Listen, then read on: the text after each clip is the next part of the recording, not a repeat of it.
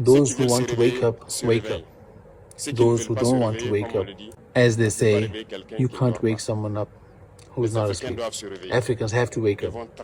We have to work to be independent, to help at least our people enjoy happiness. And the fight against imperialism, that's it. We have to decolonize mentalities, take all these facts into account, because the world gives us so many examples to see. For them, there are no virtues. They can call you a terrorist today, but tomorrow you are a hero. By their mere mouth, they decide what they do. They talk about democracy, but they themselves are in a coup. My biggest regret is that I spent a good part of my youth listening to radio stations like RFI and France 24. I've been to countries where these radios were closed, but we took applications, recording their diaries and listened in. But then something clicked. I began to understand that they are conditioning our brains to accept what they want. It's their narrative they want us to learn. And since then, I've begun to see the bigger picture and understand what they are doing is very dangerous. And today, more than ever, I realize that they have conditioned the mind, especially of Africans. I believe in people, in the people as a strength, as a force. If you can speak to the people, if you have the people's ear, you can achieve anything. Speak to the people's heart so that they understand your ideas. But our impression is also that as soon as help from IMF arrives, then other conditions are imposed on us. They say you can get this or that amount of money, but only if you do this or that. We fulfill their conditions. Then they set other conditions. It's very troublesome. In which countries has the IMF been successful? In which places where the IMF has meddled has it really worked? Nowhere. Can you tell me why you have said no to receiving food aid? They have not helped us to develop. They have instead created a beggar mentality. We hold out our hands to receive food. That's not a good thing. Our farmers have stopped producing because they cannot sell what they produce. The surplus from farmers in other countries is brought here. We want something else. Those who really want to help us can give us plows, tractors, fertilizers, insecticides, water cans, drills, dams. That is how we would define food aid. Those who come with wheat, miller, corn, or milk, they're not helping us. They're fattening us up like you do with the geese, stuffing them in order to be able to sell them later. This is not real help. The West's relative power is receding. That old wolf still has fangs, but the global South is raising some young lions of their own today. They're reviving the spirit of Lumumba and Sankara and Nkrumah. Your grip on Africa is being pried open. The chains that have been holding Africa down all this time are also the only things holding the West up. The mind of Thomas Sankara, the determination of Patrice Lumumba, the vision of Nkrumah, these weren't anomalies. They're the normal, natural, healthy state of a decolonized mind. That Ibrahim Traoré is clearly one of the most consequential leaders, not just in Africa, not just in the Muslim world, but in the entire global South and in fact, in the world. Patrice Lumumba or Kwame Nkrumah, for example, or Thomas Sankara, or even Sukarno, they always say that they were ahead of their time, but that's not true. They weren't ahead of their time. They were not revolutionary thinkers, if you know what I mean. They were just incredibly astute, mature, sensible men with a very crystal clear understanding about how things should be. There was nothing futuristic or utopian in their visions. They just understood and identified exactly what had been done to Africa and what was being done to Africa. And they understood exactly what liberation and what sovereignty required. You know, if they had been leaders in the West, no one would have called them revolutionary or even visionary. They just would have been regarded as logical, sound, rational, reasonable men who had an intricate understanding of economics and politics and basic fairness. I'm not saying this to slight them, not at all. I'm saying this to emphasize the heinous criminality of the Western power structure and how it has dealt with Africa. Because if you were a leader in Africa in the 1950s, the 1960s, the 70s, or the 80s, and you had a sound mind, a rational mind, you had an understanding of politics and economics, and you had an understanding of what's required for sovereignty and fairness, well, that made you a revolutionary, calling for, pursuing basic fairness and sovereignty and independence for an African leader, saying things and doing things and implementing policies that just made sense for your nation. Constituted rebellion. No, they weren't ahead of their time. Time refused to advance. Time was being held back, especially in Africa. The West, Europe, the UK, and America refused to allow Africa to exist in the present day. Not just Africa, of course, all across the global south. But nowhere was this more the case than in Africa. You understand? I pointed out before, more than once, relationships between countries, between continents, evolve and develop and change over time. We've seen drastic changes in international relationships in just the last 20 years. In fact, we've seen drastic changes in just the last 4 or 5 years. You know, even the last 100 days, to be honest. But the West's relationship with Africa has remained essentially the same for 1,000 years. Subjugation and extraction, looting and pillage. So for Lumumba or Nkrumah, it was the 1960s, but for the West, it was still the 1860s, the 1760s, the 1660s. For the West, Africa was frozen in time, and they kept it frozen in time by force. They kept it frozen in time by violence, by assassination, by coups, by invasions, and by hostage governments and collaborators. They kept it frozen in time by predatory lending, by neoliberal policy coercion, by manufactured debt and abusive trade policies. You know, when they can't send soldiers, they send consultants. So no, those great leaders weren't ahead of their time. The West stopped time in Africa. And understand this, when you arrest the forward movement of a people, when you stop them in time like that, you're not just stealing their wealth, you're stealing their future. You're robbing them of possibility. You're burying generations that have not even been born yet under the rubble of your exploitation. Because what could have been created, what could have been discovered, what could have been achieved, it never gets a chance to exist. The mind of Thomas Sankara, the determination of Patrice Lumumba, the vision of Nkrumah, these weren't anomalies. They're the normal, natural, healthy state of a decolonized mind, of a liberated mind coming from a liberated people. They're examples of what Africa would have been, should have been, and inshallah, bi'ithnillah, still will be. But the West systematically crushed the conditions necessary even for normalcy to flourish. You see, you don't just kill the leaders when you kill the leaders or when you overthrow the leaders. You steal the future that those leaders could build. You know, Allah subhanahu wa ta'ala said in the Quran that when you kill one person unjustly, it's as if you killed all of mankind. Well, that isn't just metaphorically true. In the case of the leaders that the West has destroyed in Africa, they also destroyed millions of lives along with them. Millions of living and unborn lives have been destroyed in terms of their hopes, their opportunities, their rights, their freedom, their independence, their sovereignty. Well, you can trace the carnage going on right now in Congo today, all the way back to the assassination of Patrice Lumumba. They assassinate the idea. They assassinate the man who represents the idea so that future generations will look back and go, well, you know, they tried and they failed, so we better not bother. It's psychological warfare across time. Because if you can make a people believe that liberation is impossible, if you can make them believe that wanting sovereignty is naive and that dignity is an unrealistic hope, then you don't even have to conquer them anymore. They'll remain conquered inside themselves.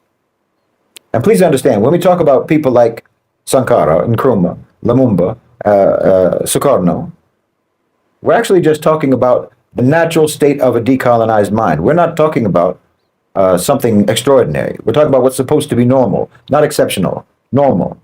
They didn't have utopian visions for their countries. Like I said, they wanted their countries to be normal. But the West would not allow it. And back then, the West had the power to prevent it. The relative power, that's the key point. They had the relative power to prevent it. They had the relative power to steal Africa's future by prolonging its past by force. But as I've talked about many times, the West's relative power is receding. That old wolf still has fangs, but the global South is raising some young lions of their own today. They're reviving the spirit of Lumumba and Sankara and Nkrumah. Your grip on Africa is being pried open. And yes, of course, I'm talking about Ibrahim Traoré in Burkina Faso. And all the leaders in the Sahel Alliance countries, obviously, but especially Ibrahim Traoré. You know, it's often only in retrospect that we recognize the magnitude of a figure who shifts the course of history. It shifts the course of events in the world. But if anyone's paying attention, you can all see that Ibrahim Traoré is clearly one of the most consequential leaders, not just in Africa, not just in the Muslim world, but in the entire global South and in fact, in the world. You know, I said on X the other day that Ibrahim Traoré is the most important Muslim leader in the world today. More than Erdogan, more than MBS, more than anyone else, because of what he represents. You know, of course, I had a lot of fake Pan-Africanists in my comment section getting mad about the fact that I was referring to Ibrahim Traoré as a Muslim leader, because they only want to identify him exclusively as a black leader or as exclusively as an African leader. They don't want to acknowledge the fact that he is a Muslim, because in their CIA-produced Pan-Africanism, they're ready to exclude 500 million Africans from Africa. They're so propagandized in their mind by the CIA and by the intelligence that they think being African and being Muslim is a contradiction. They've fallen for the old divide and rule tactics of the colonizers. Their indoctrinated brains will short circuit over the inconvenient fact that the most admired and the most heroic leaders in Africa today are Muslims. In Burkina Faso, in Niger, in Senegal, even Naledi Pandor in South Africa is a Muslim, taking the Israel to the ICJ. Just because Ibrahim Traoré doesn't wear his religion on his sleeve, and just because he doesn't taqwa signal, you know, all the time like some so-called Islamist, you think we don't get to claim him as part of our ummah? We don't get to say that he's a Muslim leader, but he is a Muslim leader. He's an African leader who's a Muslim. And I'm sorry to tell you, but again, the fact of the matter is that the best leaders you have in Africa today are the ones who are Muslims. You can get mad about it all you want. You can say, why does Shahid have to bring up religion? Why do you have to bring religion into it? But that's just a way of gaslighting about the fact that you don't want religion to be brought into it. You want to keep religion out of it. No, Ibrahim Traoré is fighting those Western-backed, Western-trained, Western-funded jihadi groups because he's a Muslim. Nobody has suffered more from those mercenaries than the Muslims have. Suffered more from their violence and suffered more from the warped image of Islam that spread by their violence. Now, when Ibrahim Traoré stands up to those French and Ukrainian-backed psychopaths, he's standing up for real Islamic values, whether you like it or not. From the perspective of Middle Nation, from my perspective, from the prism through which we analyze the struggle for justice and sovereignty and dignity, Ibrahim Traoré's emergence is nothing short of historic. I mean, alhamdulillah, we have many great Muslim leaders in the world today, despite what everyone says. We have great leaders, many. But in my opinion, Ibrahim Traoré is the most important. Burkina Faso, the land they call it, the land of upright people, has again produced an upright man, not only for their country, not only for the Ummah, but for all of humanity. First, they gave us Thomas Sankara, who was a Catholic, but his life was extinguished before he could ever reach the full, before he could realize his vision. But today, in Ibrahim Traoré, we see that vision revived and refined and aligned with the consciousness of Islam. We don't have any hesitation acknowledging Thomas Sankara. We're proud of anyone, regardless of their faith, who stands for justice. You know, there were many leaders, heroic leaders in the global South, particularly in Latin America, who were inspired by the so-called liberation theology within the Catholic Church. Even if their own church hated them for it, we salute them. You know, even those with no faith, who genuinely struggle for the rights of their people, we salute them. It's a part of our faith, it's a part of our religion to appreciate those who genuinely stand for justice, even if we know that their vision is never going to be complete without Islam. So if you want to be proud of Ibrahim Traoré because of just his skin color, go ahead. If you want to be proud of him because of his country or his continent of origin, go ahead. But we're proud of him because of his belief. He's our brother in belief. We're proud of him because of his faith. And anyone who wants to deny that or deny us that, well, you're just petty and foolish and ideologically shackled. Ibrahim Traoré led a coup against a government that was subservient to its foreign masters. You know, there's been many, many coups across the continent, but usually those just replaced one neo-colonial agent with another, usually. But Ibrahim Traoré is different. He's not just changing the government. He is uprooting the whole system of neo-colonial domination, and he's succeeding. He's understood what many people have failed to grasp, which is that independence is meaningless if you don't sever the control of the owners and controllers of global financialized capital. He's understood that security is a myth as long as it depends on the military patronage of your former colonizers. And he's understood that sovereignty is impossible under the shadow of Western tutelage. He's not merely a head of state. Ibrahim Traoré is the revolutionary archetype of the 21st century. He was forged in the reality of Western-backed insurgency and Western economic warfare and propaganda. Because, today the fight for freedom is not just waged by armies anymore, but by narratives and by resource policies and by alliances and by collective sovereignty. Traoré has made the choice to look towards Russia and Turkey and towards other new centers of power in the multipolar world. That's strategic. Not because they're perfect allies, but because he recognizes the necessity of breaking the Western stranglehold on Burkina Faso. This is pragmatism in service to principle. This, again, is the methodology of Middle Nation. It's engagement without submission, cooperation without subjugation. It's trade-offs without selling out. He also understands, crucially, that Africa's liberation cannot be rented from outside. It has to be rooted in the reclamation of Africa's own wealth. His moves to exert control over Burkina Faso's gold, building indigenous defense capacity and food sovereignty, these aren't just political decisions. These are acts of civilizational self-respect. It's a declaration that Africa's children will no longer be bled dry for the enrichment of Western imperial capital. We see Ibrahim Traoré as a brother, not simply because of his faith, but also because of his fight, because he embodies the spirit of the Quranic guidance to stand firmly for justice, even if it is against your own selves, even if it is against those who are in power, and even if it is against the odds. Burkina Faso isn't just a battleground today for the Burkinabe people. It's the front line in a global struggle for liberation. What Ibrahim Traoré is doing is echoing in the Sahel, in Niger, in Mali, across Africa, across the Ummah, across the global south, and across the world. Every oppressed people around the world can now look to Burkina Faso and to Ibrahim Traoré and say liberation looks like it's actually possible. But obviously, the global order trembles at the prospect that anyone is going to follow his example. They're afraid of his courage and his clarity and his defiance in the face of Western power and Western threats. And they should be afraid of that. They should tremble because they know the jig is up. But we know that when they get scared, they get dangerous. And Ibrahim Traoré is under severe threat. There's already been something like 20 attempts on his life since coming to power. They just stopped a coup from happening last week, organized by the Americans and by the French, right there in the French embassy. Because a free Africa is just something that old wolf can't take. They've been keeping Africa in the past for so long that they know that if they let Africa get away from them, then they're going to be the ones who are consigned to history. The chains that have been holding Africa down all this time are also the only things holding the West up. So now America has said that they want to arrest him. They've already tried to take him out more than once, like I said. Now they're trying to smear him. They're trying to attack him. They sent the head of AFRICOM to the Ivory Coast a couple of days ago, which is a neighbor of Burkina Faso and which is known to have, allegedly anyway, participated in the killing of Thomas Sankara. Allegedly, they participated in the coups or helped to organize the coups against coup attempts against Ibrahim Traoré. And the Western sycophantic leader that was overthrown by Ibrahim Traoré is in exile in the Ivory Coast right now. So they're getting ready for something.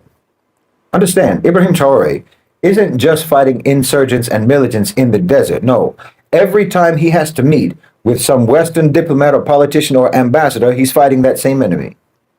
They're just wearing a suit and tie and meeting in some conference room or some embassy somewhere. But it's the same enemy that he's fighting in the desert. He doesn't have a meeting with any Western official except it's a kind of combat. Imagine. The same ones that are smiling at you from across the table, those are the same ones who are also paying mercenaries to kill you. That's why there's going to be a continent-wide protest at the end of this month. I think it's on the 30th. And I really hope that we'll see activists fill the streets all around the world, not just in Africa. It's a demonstration in support of Ibrahim Traoré, in support of Burkina Faso, and it's a protest against American and Western threats against him. And I really hope, wallahi, that we see massive numbers globally participating in this. Wallahi, I hope that even we'll see people of the Ivory Coast turn out for it. Listen, this is important. Burkina Faso is important. Ibrahim Traoré is important for everyone, not just for Africans, not just for the Burkinabes. This isn't about idolizing the man. It's about understanding the importance of what he represents. And what he represents is a paradigmatic shift that the whole world needs. You understand me? The OCGFC have been on a path of power consolidation for decades, accumulating more and more power in fewer and fewer hands, and leaving almost nothing beyond their control. We are in a struggle against this consolidation. Do you understand? It's a struggle for decentralization. That's the essence of it. That's what multipolarity is. It's decentralization. We need to pursue, protect, and preserve variance. They don't want there to be any options. They don't want there to be any divergence, any independence. But see, they built their power structure initially on the assumption that American power would last forever. Now they're understanding that they have to recalibrate. They need to transition. It's like they built one of those Jenga towers on a kitchen table, and now they have to relocate it. They have to move that tower all the way across town without it falling apart. Because now you have to move to the global south. It's a completely different terrain than what they're used to. So they're going to try to eliminate as many variables as they can to try to manage this transition so they come out on the top. Because they don't want their tower to fall apart. But if their tower falls apart, that is liberatory for everyone on this planet. Burkina Faso, as I say, represents decentralization. It represents variance. It represents a threat to the power consolidation. They see Ibrahim Traoré as a glitch in their system, but their system is a virus on humanity. Burkina Faso represents not only the promise of African liberation, but liberation for all of us. And the instinct for liberation is not a bug in the human software. It's a feature. So everyone should do whatever they can, and we should all do all we can to try to defend and protect Ibrahim Traoré. Because wallahi, this is a matter of self-defense. Ibrahim Traoré isn't simply a political figure. He's a turning point.